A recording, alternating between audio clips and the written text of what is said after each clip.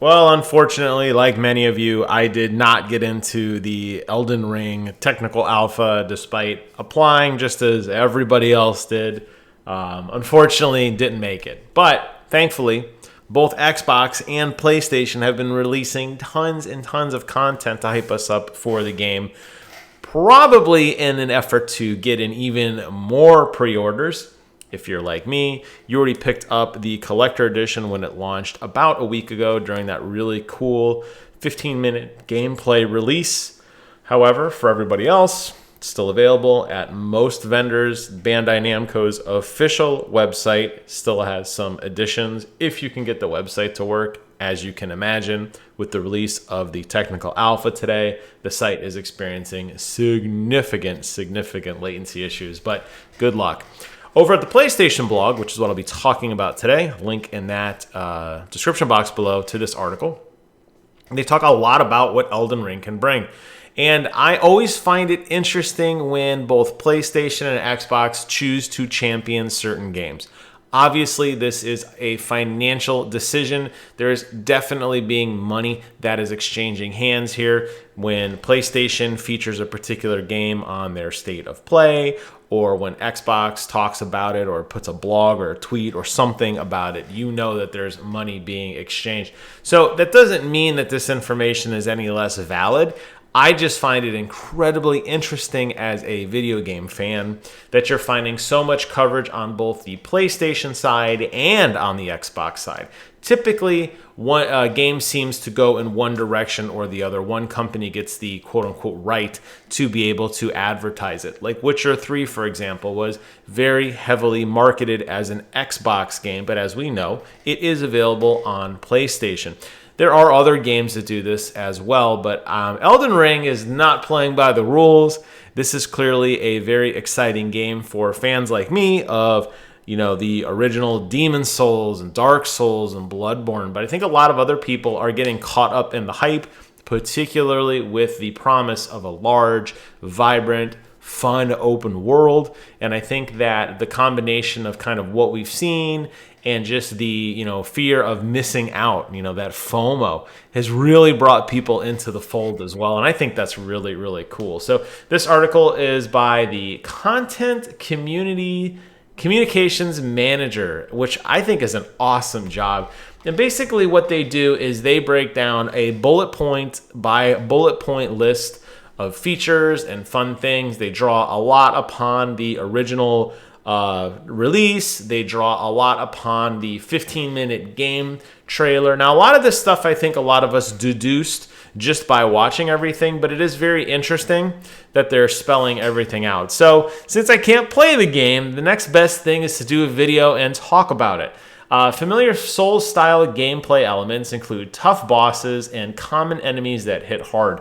Now, I gotta say that as a fan of Dark Souls, man, that second bullet, common enemies hit hard, is no joke. I cannot tell you the number of times I was just kind of casually running through the world on my way from one area to another, maybe a boss run or just trying to farm souls or something.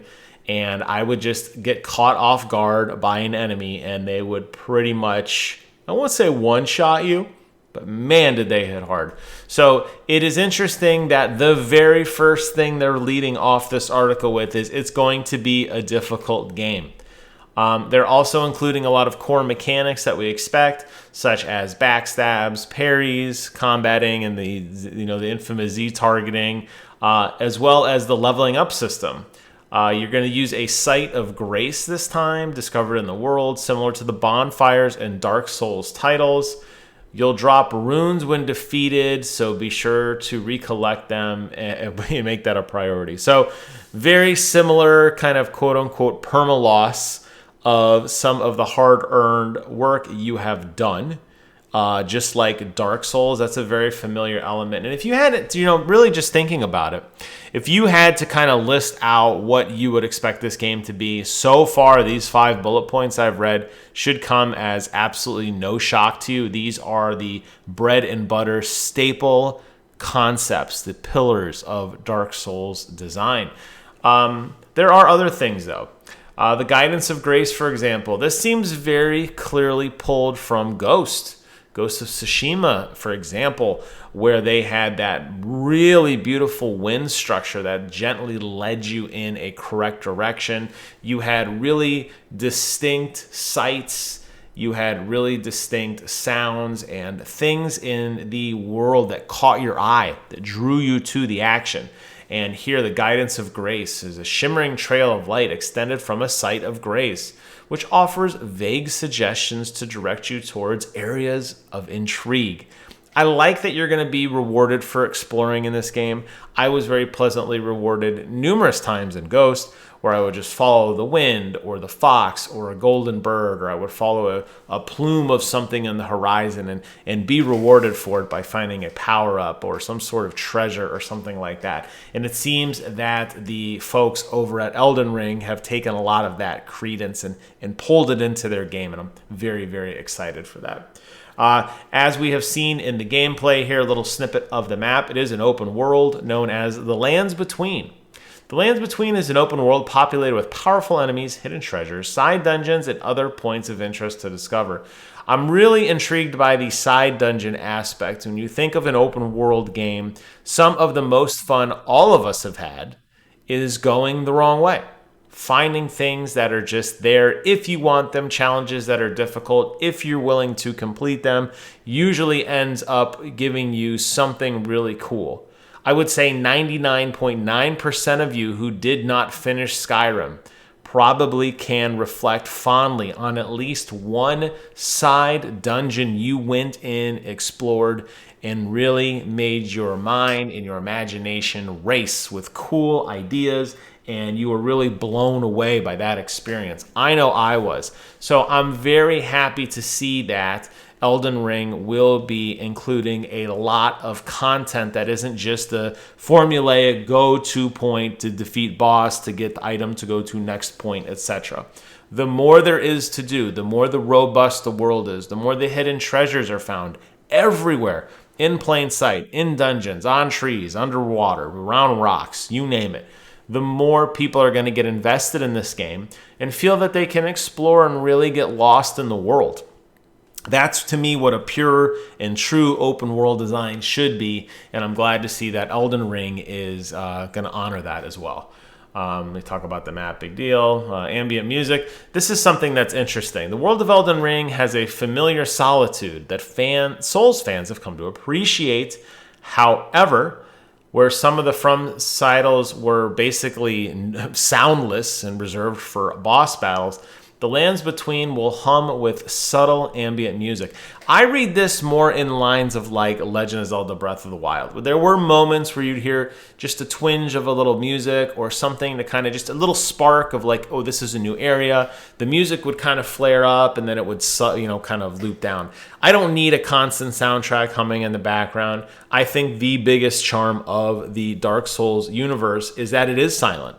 All you're hearing is the ambient sound, the cracks of the flames, the groaning of monsters, rattling of chains in the horizon. And in the, especially if you go back and play Demon Souls, if you're curious, go look at my review of Demon Souls, particularly looking at what the Tempest 3D engine with the Pulse 3D headphones, how much that amplified that experience. And there was very little sound in that game too. So I'll be curious to see how much ambient music is actually included in Demon Souls, but I have a strong suspicion, Elden Ring, but I have a strong suspicion it's not going to be as much as they think, because people have come to expect somewhat silent and reserve it for those big moments, those big reveals.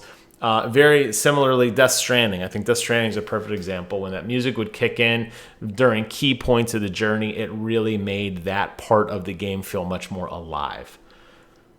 Jump! Unlike other Dark Souls games, you can now leap. And you can, this is great. We've seen this a lot in the trailers. You can run and jump. And this is great. It's so funny to think that so many Dark Souls games, aka all of them, do not allow you to jump. And they've always teased you by putting a treasure that's just like literally over a small railing that you'll spend 30, 45 minutes going through these labyrinths to loop around to. And while that is rewarding, and while the level design for the From Software franchise has been nothing short of next level amazement, it's going to be really exciting to be able to move around in a very fluid environment. Obviously, we saw this with Sekiro Shadows Die Twice, which I thought was really good as well because it allowed you much more traversal of the world, allowed you to jump and climb and swing on trees and move around, and the mobility felt real. I think this is what's going to distinguish this game as much more of an action-adventure from other Souls games in the past. There's a day-night cycle, which I'm incredibly excited for. The sun rises and sets, creating different moods. What I will be curious to see is if this actually impacts the world or if it's just for show. Going back again to Legend of Zelda Breath of the Wild, we know that as the sun set and the darkness came, a lot of the monsters in the world was reset. We know in other games like Dying Light, there were harder enemies at night with better gear and it was more difficult. I haven't really seen that level of it here. If it is purely something for ambience, that's fine. I'll take it. Anything to make the world feel more alive and vibrant is always welcome for me. There's going to be the ability to craft items. Collecting resources from flora and fauna can be used to craft powerful items at any time, such as throwing knives, combustible items, or like a bomb or something. I think you're going to find a lot of farming to be done here, particularly leading up to a boss, which is a different form of farming than we have seen in previous Souls games where you're limited to just your basic Estus flask, but you may farm for throwing knives or smoke bombs or whatever you need at the time to take out a key boss. I'm excited that they're doing this. As somebody who enjoys the collectathon, I'm sure many of us will get lost running around picking leaves and trees and berries and flowers, just hoarding everything because you never know what you're going to need. And if this game is as difficult as the other games, you're probably going to be very thankful that you put in that hard work. We already talked a little bit about the side dungeons. Defeat enemy groups and recharge flasks. Vanquishing specific groups of enemies in the field will replenish your flask and add an incentive for finishing off groups of foes after triggering combat. This varies by type of flask and enemy group, and you could always refill them at a site of grace. I like this. This was something I was very curious about, and it wasn't touched on directly in the 15-minute gameplay video. As I mentioned earlier in this blog, and actually the very first thing they mentioned in this blog, is the difficulty of this game and how hard these games are. The fact that you're going to be open world and probably sipping on that health potion quite a bit did make me wonder what the flow of the game would be. I kind of assumed as I read that bullet a couple notes ago regarding the on-the-field crafting. I thought maybe you would be able to craft some healing items just out in the world. But the fact that by defeating particular enemies, some sort of champion packs or whatever, will allow you to refuel and continue is incredibly exciting. I think that's going to keep the game feel much more alive. When you think of other open world exploration games, I'll use Far Cry 6 as a game I just beat, for example. Very rarely do you ever have to worry about your health. Your health is always just recharging when you're not in combat. It's an afterthought. Here in an Elden Ring game, it's going to be not front and foremost, but it's definitely going to be on your mind as you're going to get wailed on pretty darn hard. So the fact that you don't have to explore with so much tentativeness and you don't have to make a plan, you could just get lost in the world and explore and see things, is very, very welcome and exciting. So I'm glad to see that exists as well. Summonable Mount, I think we've seen plenty of the jumping horse. Sounds very exciting. I think it's going to go well with the rest of the traversal system, which obviously leads to vertical exploration. They will have cooperative rune gathering. Good Samaritans who help players progress in the world will be able to transfer runes back to their main game in co-op. There will also be summoning pools, which allow you to kind of meet up with other people. I can't think of a Dark Souls experience outside of the first one where I did not summon some help at some point in the game, typically towards the end when I was frustrated. I just wanted to beat the damn thing. I'm eager to see that summoning pools will exist in this game. You will be able to call upon your friends. It sounds like you'll be able to do some really cool co-op stuff. I'll be curious to see if this leads into guilds and factions and how much of the game actually organizes this and how much of the player base actually organizes this to help each other out. And that's something that I'm really looking forward to. There's some unique flats. I'm trying to think in here. Spirits. Summon some spirits mid-battle to help you with the range of helpers available. We saw this in the 15-minute trailer, basically, where it looked like he summoned a bunch of wolves or dogs to kind of like jump in and help, and there was knights and skeletons and in different things. I like that we're increasing the viability and the usefulness of magic. So often in a Demon Souls game, a Dark Souls game, or even Bloodborne, it's very easy to get lost in the sword and board, as in put in a ton of points to strength, put in a ton of points to vitality, get yourself a very large shield, and you're going to basically just bang toe-to-toe with an enemy. Magic, unfortunately, does become a kind of risky maneuver for players who aren't as skilled, because you're basically a glass cannon. So the fact that spirits are going to be rolled in, I think, is going to allow players who still prefer the traditional sword and board to see a little bit more than swinging and sparks. I'm really excited for that. Obviously, you can run away. This is goofy. Hijacking caravans. You may spot lumbering giants towing a massive cart through the world surrounded by enemies. Carefully clear them out to claim the caravan for yourself, which is cool. This implies to me there will be a significant amount of dynamic world events.